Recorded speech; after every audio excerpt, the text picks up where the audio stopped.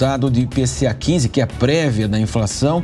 Vamos falar também do cenário econômico. Vamos receber agora Luciano Costa, economista-chefe da Monte Bravo.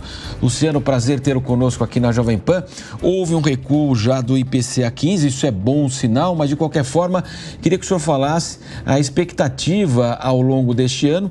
Nós temos aí uma redução, portanto, da inflação dentro, né? A redução de 0,21 e estamos aí no acumulado dos 12 meses, 3,77. Claro que o cenário externo hoje preocupa mais do que o cenário interno. Prazer tê-lo conosco. Prazer, bom dia a todos. Com relação à questão da inflação, a gente tem um cenário agora de curto prazo da inflação vindo um pouco mais bem comportado devido à sazonalidade, né, do período, que é melhor. Então a gente tem a parte, né, de alimentos que começa a ter uma dinâmica mais favorável. Algumas pressões que a gente também observou no começo do ano, elas acabam cessando, e com isso a gente vem para um período de inflações em torno de 0,30% a 0,20% ao mês. Então a gente entra num período favorável. Porém, a gente tem dois elementos que foi colocado, né, como você colocou, que primeiro, a gente tem uma inflação que a gente sabe que tem pressões internas, né, principalmente no grupo de serviços, né, a parte mais sensível ao ciclo econômico. A gente vê que a inflação ela permanece pressionada e num nível bem compatível com a meta, né? A inflação roda aí o núcleo de serviços em torno de 5% ao ano. Então esse é o ponto aí de maior cautela olhando para frente da inflação, o que nos faz acreditar que por mais que a inflação no curto prazo fique bem comportada, a trajetória dela ao longo do ano é terminar num patamar em torno de 4%. Então, ao longo desse ano, a inflação ela vai voltar a acelerar até o final do ano. Além disso, né, como você colocou, o cenário externo é um cenário que requer cautela também, né? O cenário externo, a gente tem a questão da inflação persistente, né, principalmente na economia americana, levando, né, uma reprecificação dos mercados em relação ao início do ciclo de corte de juros pelo Fed, o que nos afeta também no sentido de uma maior incerteza, né, o que fica refletido principalmente no comportamento do câmbio que a gente viu mais recentemente. Luciano, agora a pergunta do nosso comentarista José Maria Trindade. Salve, muito bom dia. Olha, eu tenho tido acesso a conversas do presidente do Banco Central com algumas autoridades e inclusive líderes e relatores de projetos importantes aqui no Congresso. E me preocupa se o grau de apreensão dele com relação à economia internacional e sobre projeção de futuro. Ele está prevendo dificuldades para a economia. O senhor concorda com isso, que no horizonte aí há dificuldades à vista?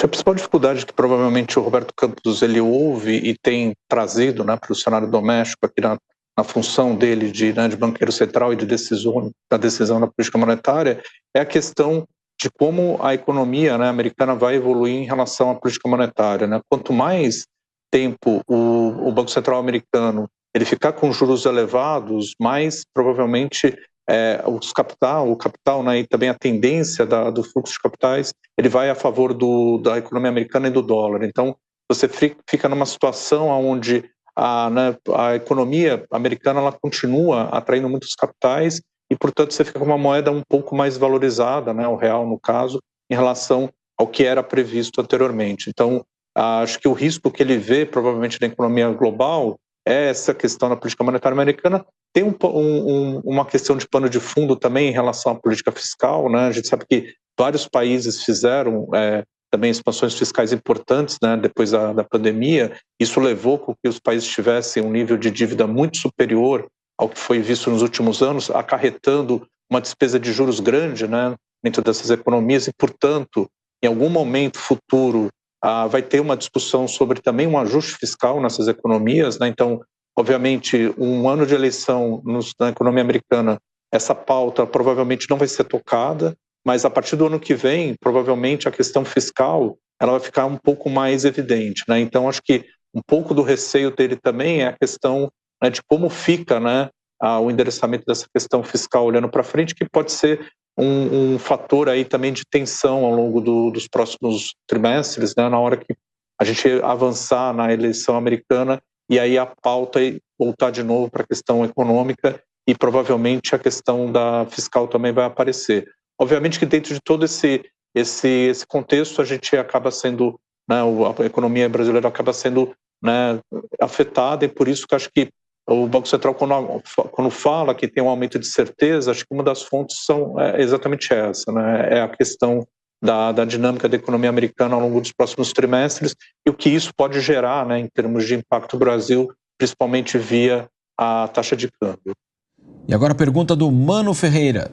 Bom dia, Luciano. Eu queria continuar nessa última seara da questão fiscal, porque a gente está falando de um contexto em que, com menos de um ano de aprovação do novo arcabouço fiscal por parte do governo, nós tivemos uma mudança de meta fiscal e uma prorrogação do ajuste de contas, basicamente, para o próximo governo. E isso depois, do ponto de vista aí mais de longo prazo do país, da gente ter experimentado a experiência do teto de gastos, que teria uma âncora para 20 anos, a gente não cumpriu os 20 anos, a gente mudou a meta fiscal depois de seguidos furos do teto, e agora a gente faz mais uma mudança de curto prazo com menos de um ano. Ou seja, até que ponto, do ponto de vista de longo prazo, essas seguidas mudanças de meta fiscal prejudicam a credibilidade da nossa economia e dificultam a missão do Banco Central de manter a inflação dentro da meta?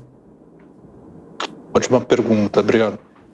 Se a gente colocar o contexto, né, como você colocou, né, a gente começou depois da mudança que a gente teve com a saída do limite de gastos, com o arcabouço. O arcabouço ele foi introduzido, né, no começo do governo como uma substituição do limite de gastos.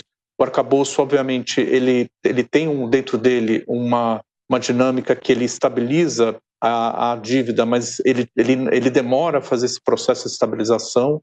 Além disso, né, quando você tem um mecanismo que continua aceitando o aumento de gastos ao longo do tempo, né, como é o arcabouço, né, teoricamente você tem um teto aí em torno de 2,5% real de crescimento dos gastos. Isso requer que você aumente a arrecadação, né, para fazer frente a esse aumento de gastos ao longo do tempo, e o que a gente, teoricamente, acaba tendo como resultado dessa política que, né, ela acaba sendo uma política que ela demora para estabilizar a dívida ao longo do tempo, é um aumento do prêmio cobrado pelos investidores para carregar a nossa dívida. O que eu estou querendo dizer com a política fiscal, como você mesmo acabou de colocar, que tem mudanças, né, no mecanismo dela tão cedo, né, o governo já antes, né, de atingir a meta de 2025-26, ele já fez revisões nessas metas, ele obviamente enfraquece o mecanismo e, além disso, ele gera para o investidor uma percepção,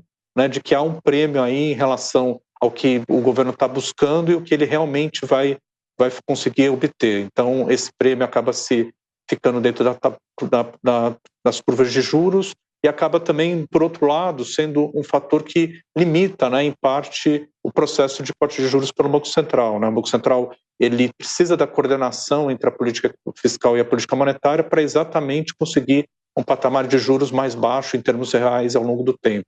Quando a gente altera a política fiscal e diminui, né, a contenção de gastos, ou pelo menos diminui a expectativa de estabilização da dívida, né, o horizonte que isso possa acontecer, o reflexo disso é uma economia que tem mais prêmio e provavelmente ela tem mais estímulos vindo do lado fiscal. E, portanto, você tem mais dificuldade para cortar os juros dentro desse contexto.